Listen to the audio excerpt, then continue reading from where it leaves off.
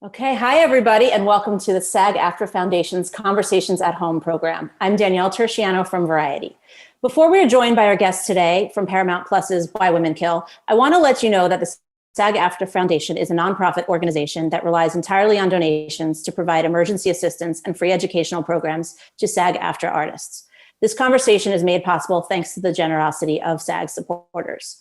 Over the past year, the foundation has given more than $6.5 million in COVID relief to more than 7,000 performers. So if you're a SAG-AFTRA artist and you need help, please ask. And if you can help, please give. More information on this can be found in the description of the video, which I believe if I just do this, you'll see, but I'm not great with the internet. So thank you for your ongoing support. And now without further ado, I want to welcome, and I want you all to give a warm virtual welcome to the cast and creator of Why Women Kill. So today we're joined by Marc Cherry, Allison Tolman, Nick Frost, Lana Parrilla, BK Cannon, Jordane Christie, Matthew Daddario, and Veronica Falcón. So welcome everybody. There's a lot to talk about, a lot of you guys here. And I know this is for SAG, but I am going to start with Marc, the man behind all of these characters. So, this season is the second season of an anthology, and it's really very different from the first, not only obviously in characters, in the story itself, but in the format. This is one where you actually take everybody into one distinct time period and their storylines interact. These actors get to orbit around each other and share scenes in a way that didn't always happen in season one. So I want to talk to you about the inspiration behind that and how much of it was born maybe out of some of the cast that you had or, that chicken and egg factor. The whole reason I created Why Women Kill is, I had so many stories that I didn't feel I could do when I was on Desperate Housewives. It was a very difficult show to do. We did 180 episodes in 8 seasons. And the new form of TV streaming has provided creators like me is I can just tell a story in 10 episodes and it can be over. And the idea of doing an anthology where every year I get to reinvent was very appealing to me. I kind of felt locked in and trapped occasionally on Desperate Housewives. And so I told the network when I first pitched the idea, I said, I get to change stylistic things. I want to change characters. I want to change time periods.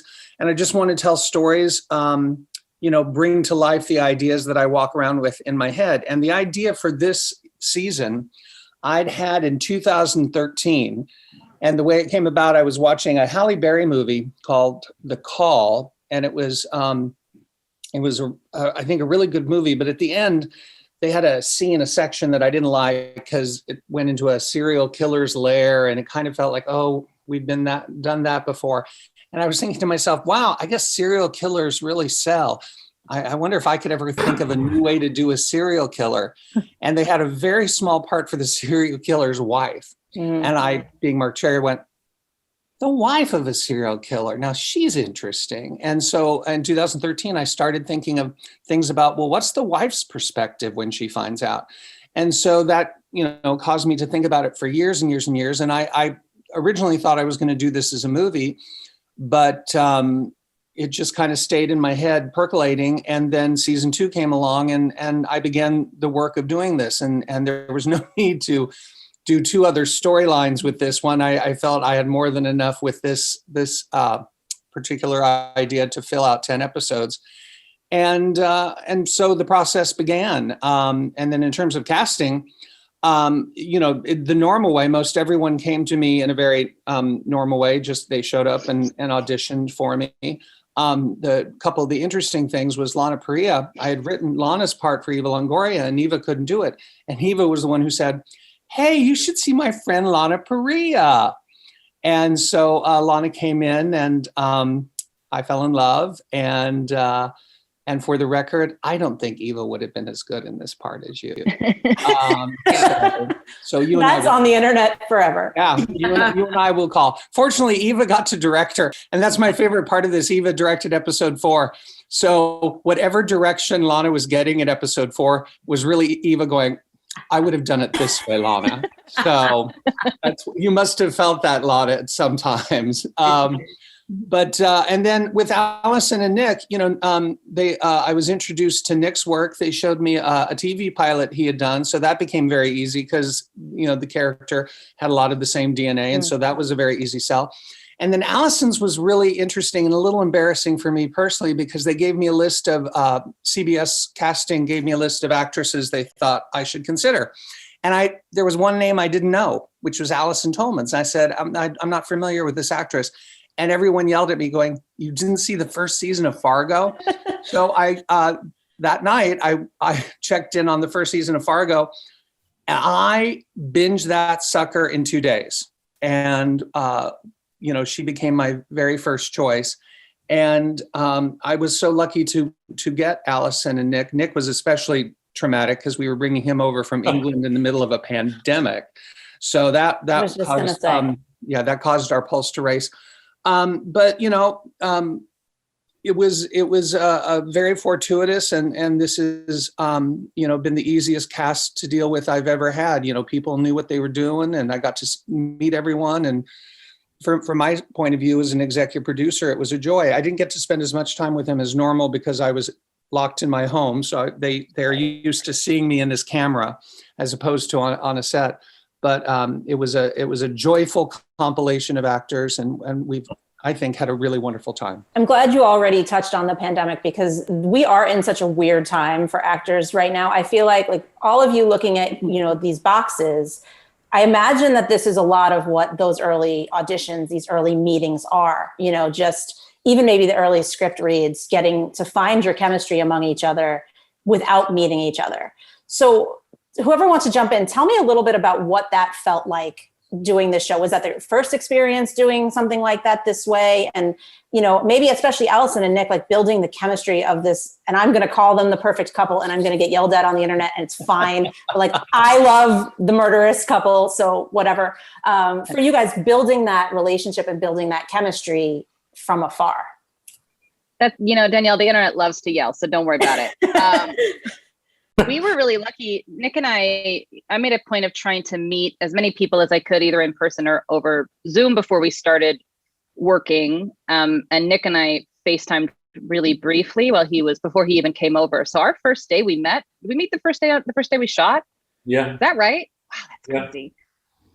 I feel like, and I can do earmuffs so Nick can tell you what he thinks, but I feel like we got so lucky that Nick and I got on so well straight away, and we have really similar sort of work rhythms and work ethics. And I feel like we were so lucky that we found each other and meshed right away. We didn't have to take a lot of time building that. I feel like it was instantaneous. Now you go, darling.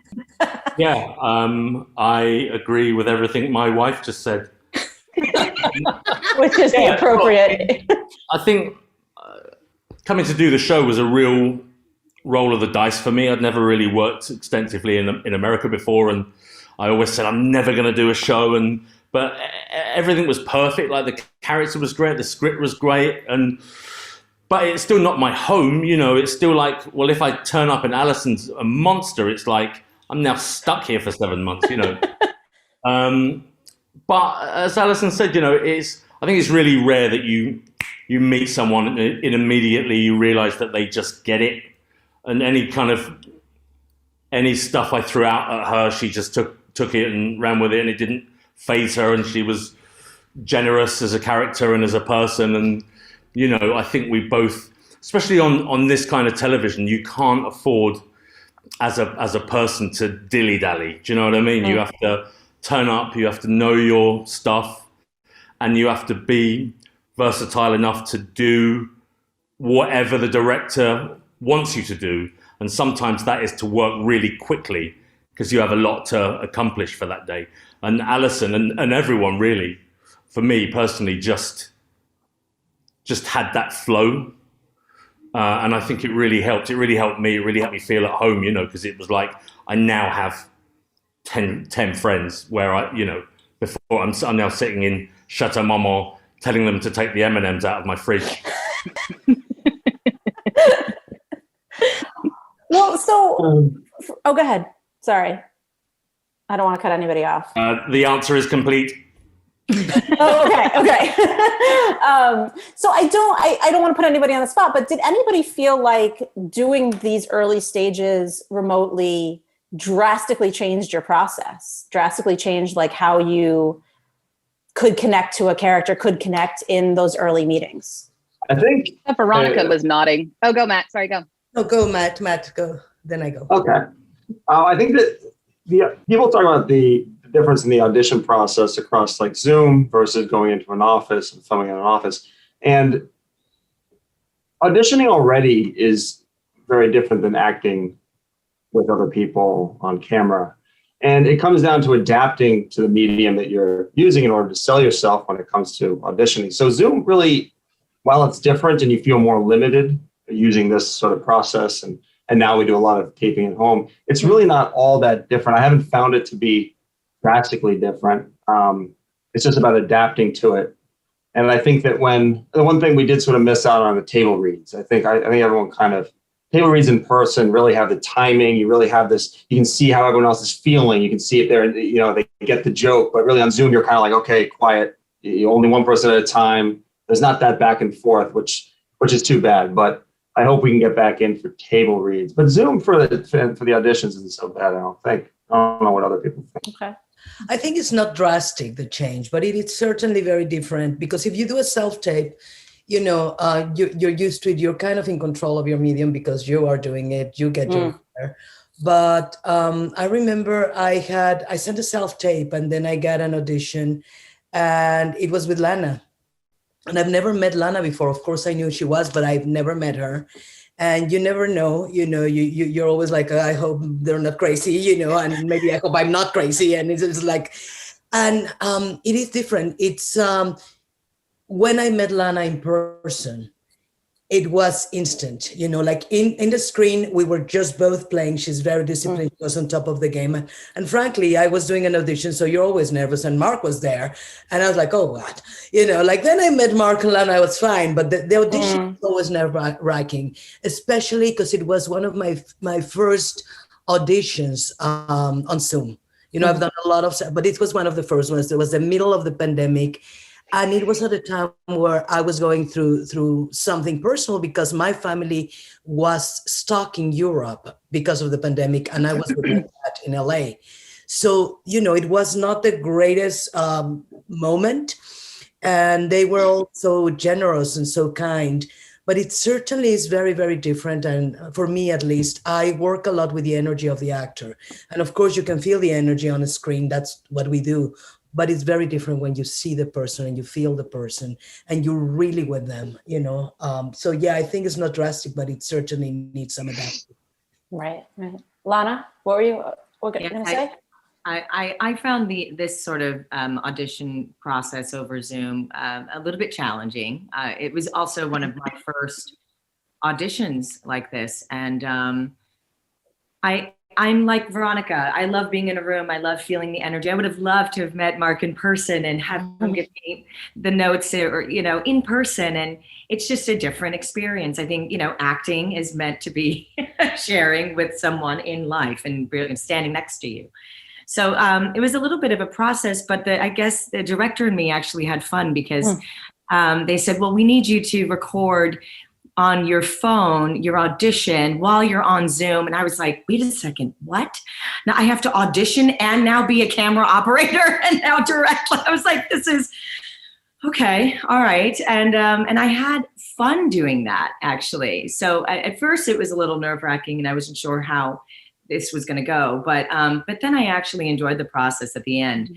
Of course, it's nothing like being in person, but I did three chemistry reads with 2 different sessions of Catherine's and one with Carlo, and that was interesting as well. But you know, it's more like this is kind of the world we're in, so you just have to figure it out, and we did, and working with Marc via Zoom and FaceTime was also, you know, especially because Jennifer Goodwin goes, you're going to love working with Marc. You're going to love the show. He's from the theater. You're going to rehearse like an hour and a half in the mornings on stage with him. And, you know, you guys are going to be like, and our rehearsals got truncated to, you know, maybe 5-10 minutes. Wow.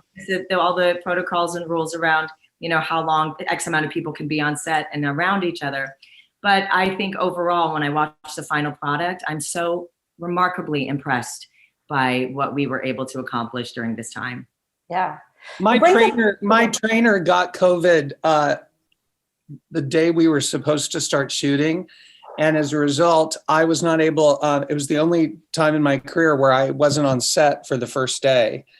And so we got into the habit of I would check in on the rehearsals on Zoom, which is really difficult because the person holding the iPad would show me what they wanted to see, but I didn't get the idea of the whole space. Right. So I wasn't able to do my job as well.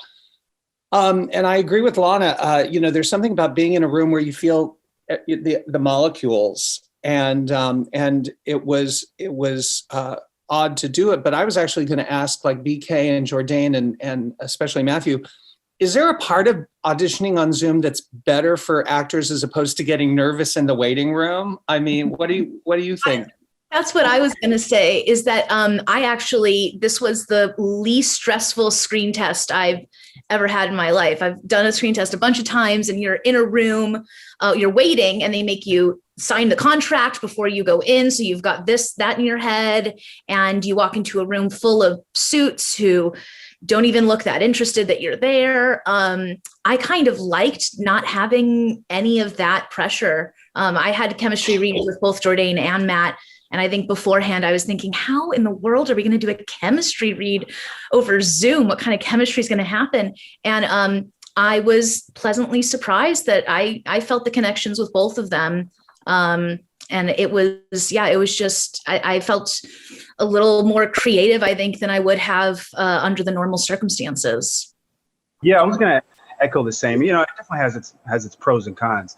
Like being in the room, I'm definitely a fan of feeling that, of feeling the back and forth, and feeling the temperature of the room. But sometimes that temperature is cold. So the thing is, so the thing I found beneficial about this is you could just kind of just focus on the work and set your own temperature. Make sure like you give yourself like an hour or so or more before the actual appointment to just be in your space and control that, not as much like exterior things affecting things, right? So because there have been maybe an audition where you get there and it's you got 5 minutes before you got to run in there real quick, and then you're thinking about your parking meter and you think, now I'm sweating, So it was kind of nice being able to control those elements and just focus on creating this connection that seems a little bit weird because there's a screen here, but I think I can handle it, So I think doesn't that mean that everybody has the same advantage as you, right? Mm. So that's not exactly what you want. You want whatever situation gives you the best advantage. And sometimes you go into let's say you go into a test or late stage audition, you're like, these fools have me this far. I'm terrible for this part. What a terrible idea. And then other times you're like, I am perfect for this part. I am supremely confident. I am the right choice. And you want to go in that room. You can't wait to go in that room. And when that happens, I'm going to miss that. But for those other parts, well, Zoom is great for that. Also, how many people get to screen test in sweatpants? I mean. Oh, yeah. That's fair. Who wants to wear pants to an audition? I mean, then you have to go to the actual wardrobe fitting and you're like, oh, clothes? Yeah. Oh, maybe I don't want the job anymore. So I want to go back to something, BK. You started to kind of touch on this when you were talking about chemistry reads with both Matt and Jordane, because your storyline crosses that way. And I mean, a number of yours do, but just we don't necessarily expect that in the beginning, that there's first love interest with Matt, then there's a love interest with Jordane. I'm curious how you guys approach how much you want to know as an actor before your character knows where they're going. Are there pieces of scripts you just say, I'm not going to read this yet. I'm not going to read this until my character knows it's coming? Ooh, I mean, I think I definitely, I've read everything that I got as soon as I could. Just the excited actor in me, I just have to know. But I think there is the part that you just kind of have to put certain things aside to make your own job easier. Like for that, knowing that Jordane and I would eventually get together. We had to allow that room for that spark to kind of start. So I think, not too much planning, but there's definitely like a Goldilocks, I think, there. But I mean, I would also punt that to Jordane and even Veronica, because there are things that Catherine doesn't know that she's digging into later. I mean, do you guys feel like it's important for you to know for everything? Me, you know, I'm a very neurotic and controlling actor. So I need to read everything. I know everything. But I think it's about being in the moment, isn't it? I mean, it's about being very precise with what you're doing.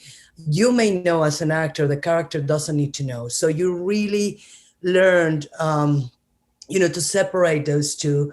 And for me, it really helps to just be absolutely present in the moment, not only for the performance itself, but also for listening to my partner and for really playing what I know I have to play in that moment, But for me as an actor, I come from the theater, and, you have the play and you have this long process of rehearsal. So that's my basic training. And of course, film and television is different, especially television, because sometimes you jump back and forth. Sometimes, they are changing scripts as you go, and there's a lot. But for me, I really love knowing the whole arch of the character, and then I'm able to compartmentalize like each moment, and then try just to be present, But that's just the neurotic controlling actress in me.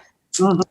Yeah, same as well. I started in theater too, and I had my impulse is to want to know where my character was going, but I didn't. I just was just like, all right, let me just trust this process.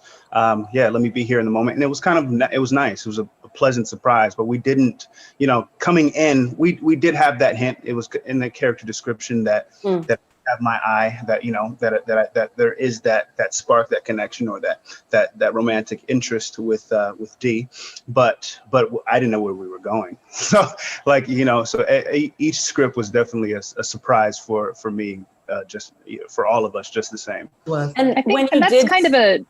Sorry, I was just going to say that's kind of like a unique indulgence of a television actor to be like, I don't want to know where I'm headed, because nowhere else. I mean, when you do a film or you do a play or whatever, you hopefully the thing you start shooting is the thing that you then finish shooting. So, I mean, that's a uniquely television approach to take, to be like, no, I don't want to find out until that point. And sometimes, the writers don't know yet what's going to happen, and you can ask and not actually get an answer. Well, but I think that it's easier to know. I'm shooting a show right now. We're cross-shooting.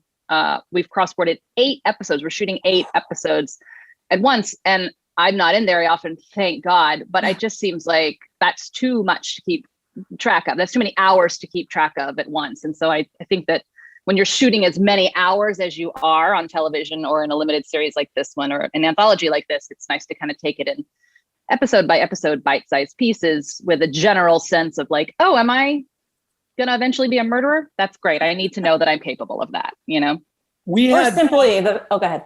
I was going to say, we had 8 episodes done before we started shooting, but then as it turned out, we found out we were massively over budget. So I was put in the position, I agreed happily to cut the scripts down, the remaining scripts. We were in the middle of shooting episodes 1 and 2, which we cross-boarded.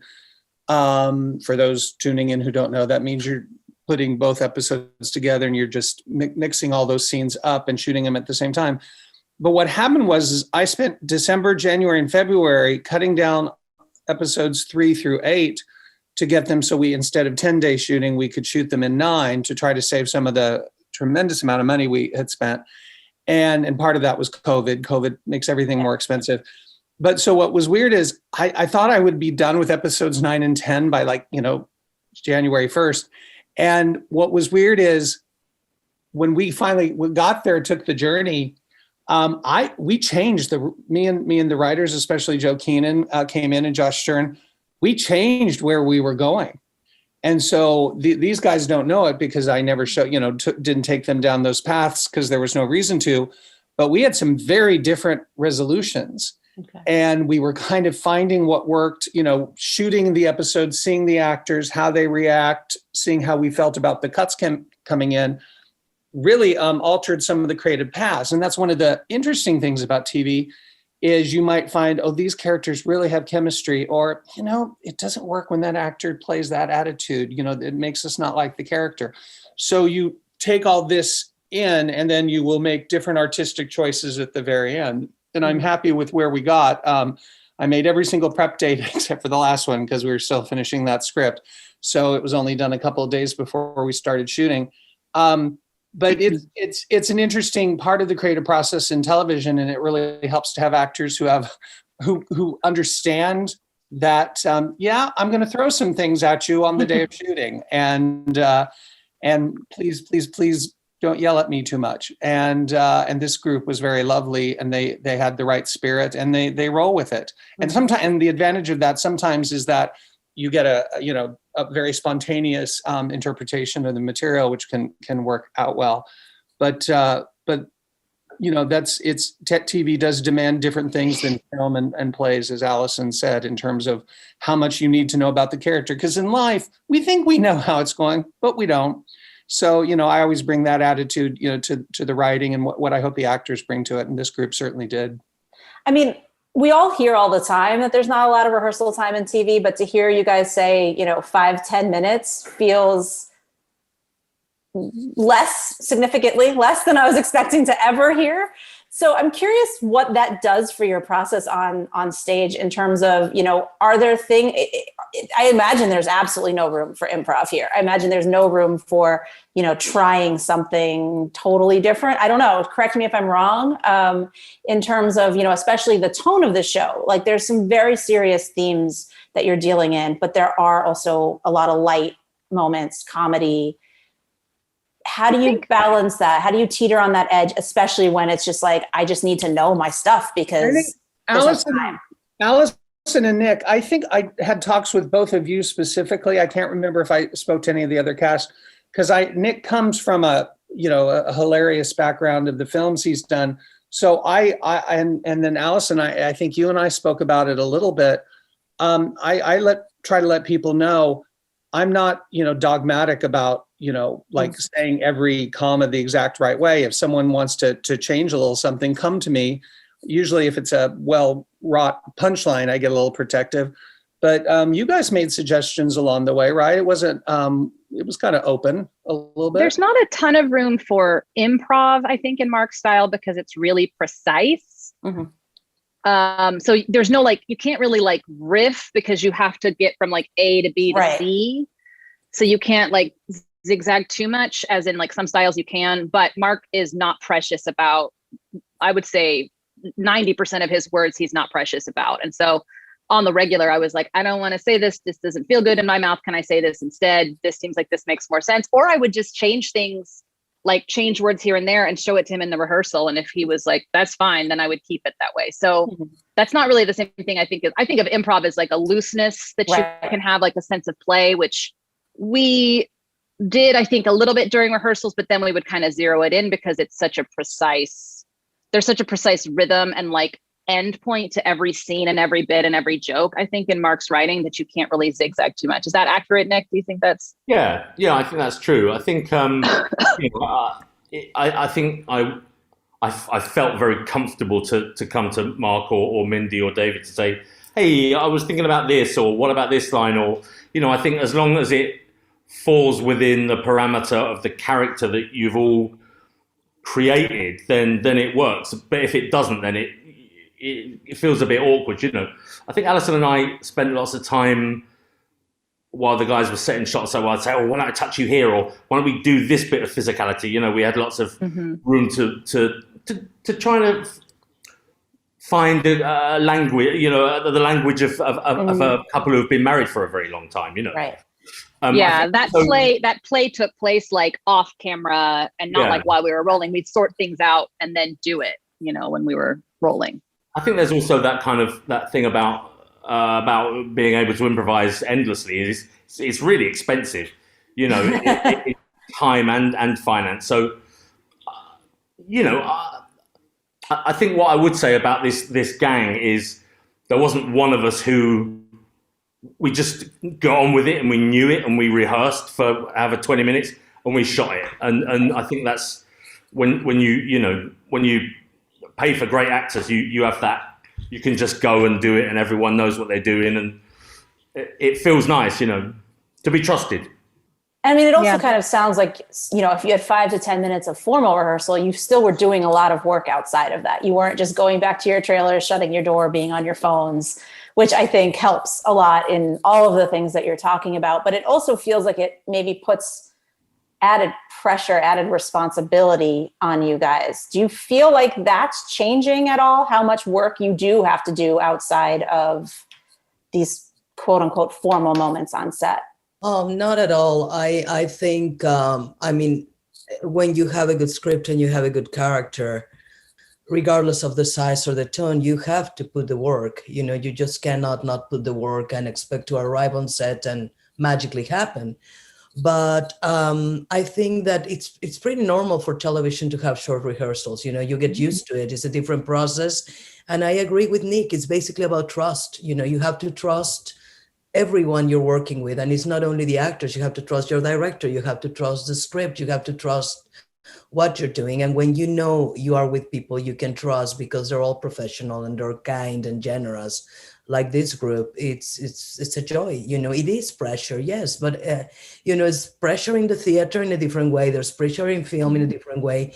To just learn as you go along as an actor to deal with the pressure and to find ways to, you know, to let go and to let the steam go or whatever.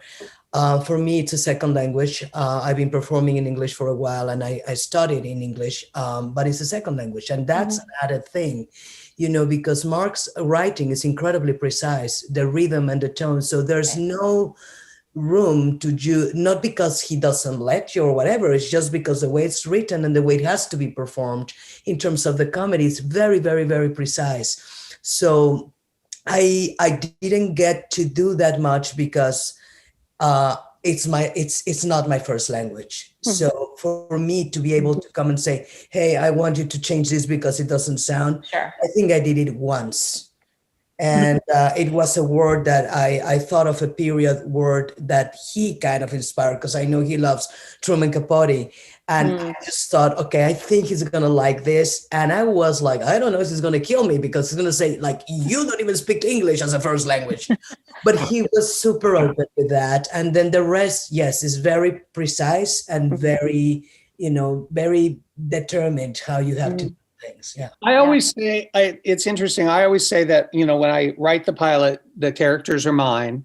And in the first episode, there's a gentle handing my baby over to the actor portraying that character, where we kind of co-parent for the first episode. And then from then on, you know, it's the actor's the caretaker of it. And I'll give you an example of why I really respect that. At some point in episode 10, Lana, I don't know if you'll remember this, but the character of Rita in episode 9 has really kind of an interesting emotional breakthrough. And then I got to episode 10 and I wasn't reflecting it quite enough in the dialogue. And Lana reminded me, no, it's the new Rita. So we have to pay homage to that. Do you remember that, Lana? I do remember that. And I remember, and as soon as she said, I was like, oh, that's right. I've got to steer this back a little bit this way. And I expect that and adore that from the actors, because I'm busy thinking of the whole thing, and the actors are very much focused in on their character and how they're going to portray these things. So that's something I rely on as a showrunner, because it's entirely possible, especially towards the end of the season when you're really typing out the pages very quickly, to have them kind of remind you, oh, wait, you're having me say this thing, but it doesn't line up. And so I love having them come to me and go, oh, let's keep this honest. Remember, my character changed a little bit. I mean, I like that you called her the new Rita for the finale episode, because there's also, I would argue there's a new Rita even at the premiere, because we do get that flashback. We do get to see who she was before and what she came through. So, you know, kind of, I don't know if responsibility is the right word here, but Lana, I want to talk to you about that a little bit, in the sense of there's this whole person that we always know this character is a whole person before you introduce her in the premiere. And so as an actor, a lot of times you're making up what that backstory is, how she got there, who she was, etc. But then here we are a few episodes later and we're getting that backstory, and maybe it aligns or maybe it doesn't. So how do you navigate that in terms of what you come up with and then what you're found out? Well, it's a great question, because I love backstory. And I got a good couple of months to really sort of work through her backstory. And I would call Marc and say, Marc, I was thinking, like, what if she's from New Orleans? And what if she's, you know, and I had all these ideas, and he sat with it and we're like, is she Cuban? Is she Puerto Rican? And he was very open. And I was also very eager to learn more about Rita. And obviously he created the character, so he knows well more about her background than I would, but he was so open and so easy to talk to about Rita's backstory. And we worked together, and there were some changes and a lot of surprises. And he actually did the one thing I was kind of like, the sort of viewer in me and the fan of the show didn't want to know the end too soon, but he's like, so this is what I'm thinking about, and this is her trajectory from the beginning to the end. And I was like, oh no, don't spoil it. But he did. And I thought, okay. And so having that little bit of information was a little challenging for me throughout, because, well, you'll come to see. But I really love doing the homework and building this character and all characters that I've played, you know, going back to sort of backstory and like, you know, does she have an accent? Where is she from? We learned that she was from Galveston, and we talked about the accent. And you know, Rita is, when you first meet her, yes, she's this glamorous, beautiful character, and she looks like this movie star from the 40s, but, you know, it's really just a facade. And that's what this story is about, right? It's the facade that people portray into the world. And then once we really learn who she is, I had some insight into who she really was at the core from Marc's input in the beginning, but it was really just about a discovery as we told her story. And that was the fun process of building this character. It was also affected by Eileen Galindo, because when we started the project back, you know, months and months and months before, Eileen's character was very small. And at some point we figured out, no, we need to hook Rita's maid into this story in a profound way. So that relationship started growing and changing significantly. And so some of the stuff, you know, Lana, that we talked about for your backstory, it was completely different. And then the more Eileen entered it, like, oh, we have to include Eileen, or the what's Eileen's character? Isabel. Sorry, I left show business for a second. We had to include Isabel into that. So yeah, it's I love actors. I acted for 5 seconds, and then America heaved a collective sigh of relief as I changed professions and became a writer. And so I really respect their process and what they do. And that's why I try to, you know, always meet actors halfway. And this group has been very easy to do that with. I've, as you may have heard, I've worked with some actors that aren't so pleasant. So it's always. I think they're going to yell at us if we get into that here. But well, maybe it just needs to be said. This is just clear the air. But this is a group of lovely people, and so it's very easy to collaborate with lovely people.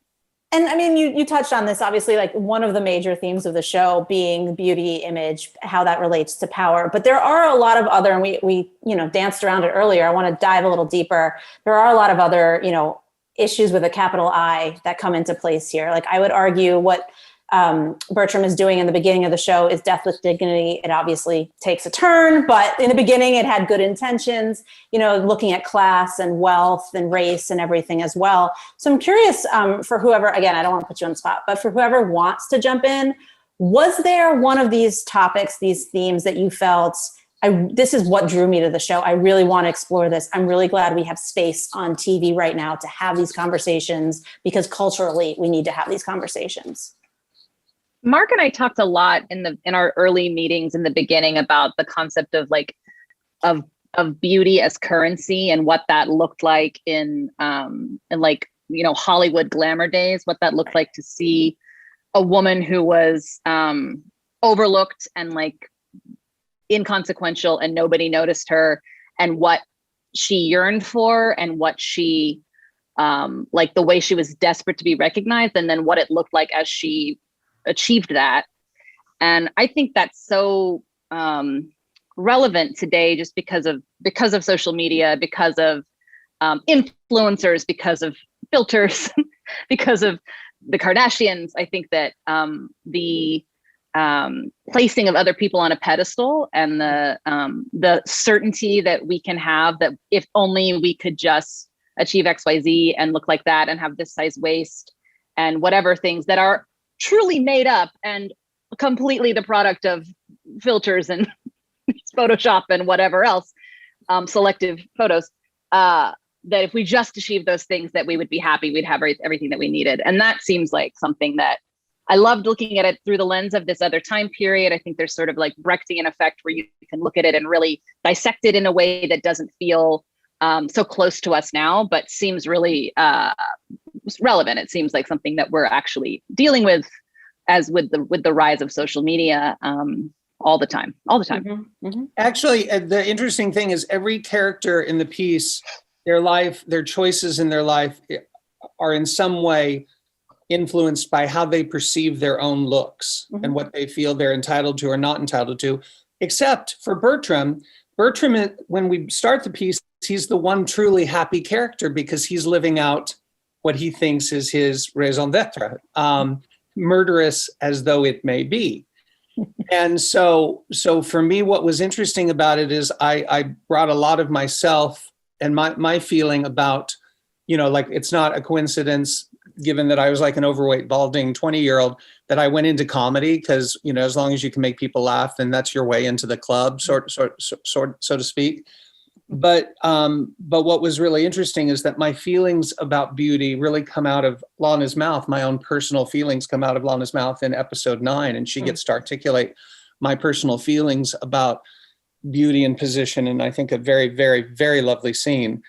And when you start it, we're just busy having fun. And the trick for me, and I think Danielle, you picked up on this, is like our show is very much about something more than just the grotesquely funny, bizarre plot twists. Right. It's got this stuff underneath, but I kind of like to slip it in there for those viewers who pay attention. Mm-hmm. And I'm not usually the social issue guy. That hasn't, a little bit with Desperate Housewives in terms of what I was trying to say about women and the roles of wives and mothers, which was very much influenced by my own mom. Mm-hmm.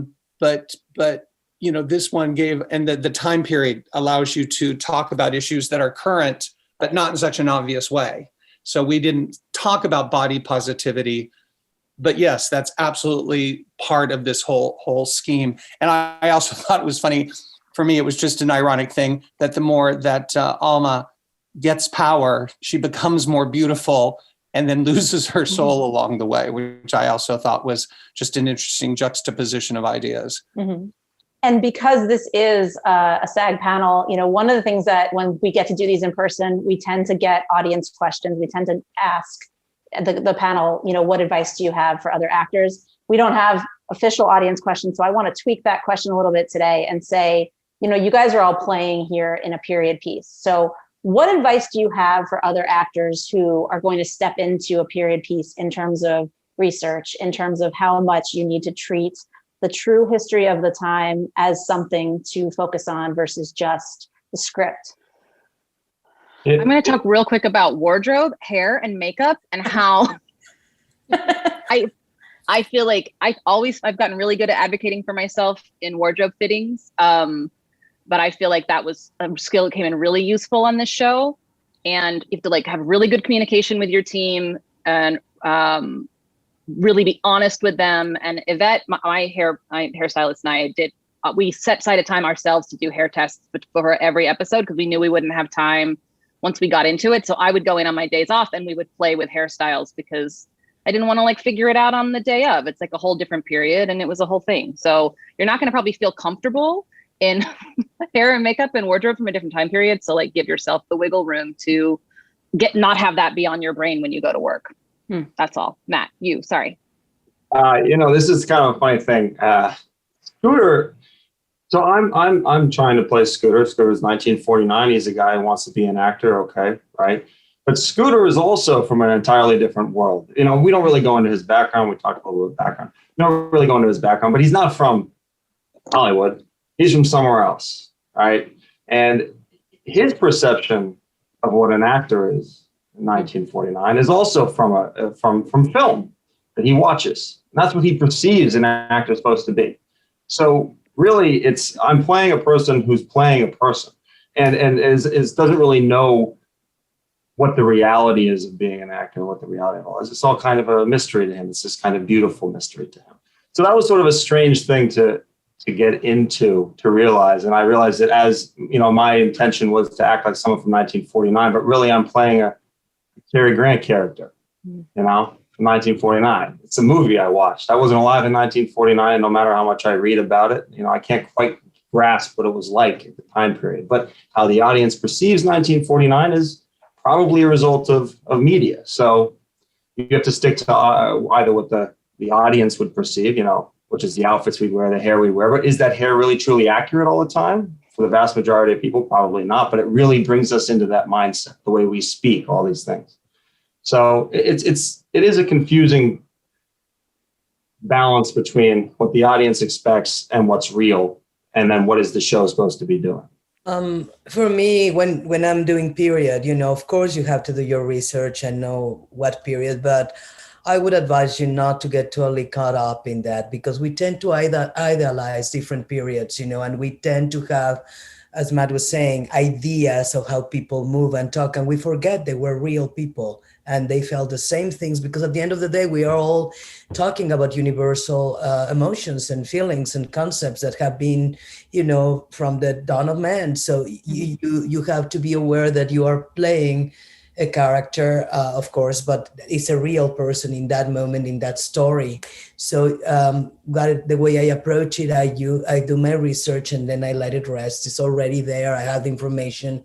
I don't have to be going every 2-3 seconds to, I know what I'm doing. And honestly, it helps a lot when you have amazing costume designer and set designers and everybody is on top of their game, because you just get in the costume and really literally feel the character. You know, and those costumes sometimes are not the most easy to navigate. You know, sometimes you cannot breathe, or sometimes, you know, you really have to think about taking that glass of water, because it's like, it's gonna be 25 minutes to get out of this. And sometimes, you know, the costume designers, I mean, Jenny did a fantastic work. And sometimes they get real period pieces. And that's one thing you forget, that with the weight of the material moves different, that they can break easily because they are more fragile and they're old. And all those things can be big distractors in terms of your process as an actor. Right. So make sure when you are doing the fitting and everything, check, you know, because sometimes you're like, oh, this doesn't weigh too much, because they didn't have the materials, you know, we used to have now, like all the synthetics and stuff, and then you wear it, and then you wear it for 13 hours, and it's a whole different ballgame. So just be aware of that and have fun. Really just makes me think what we were talking about earlier about the sweatpants and the Zoom is the way to go. But that's why I do this and you guys do that. Well, we do have to wrap things up now, but I want to say thank you to everybody for joining us. And on behalf of the SAG-AFTRA Foundation, thank you for sharing your experiences, your process, your craft with your fellow performers. Obviously, thank you to everybody in the audience for watching this panel, but also watching Why Women Kill on Paramount+.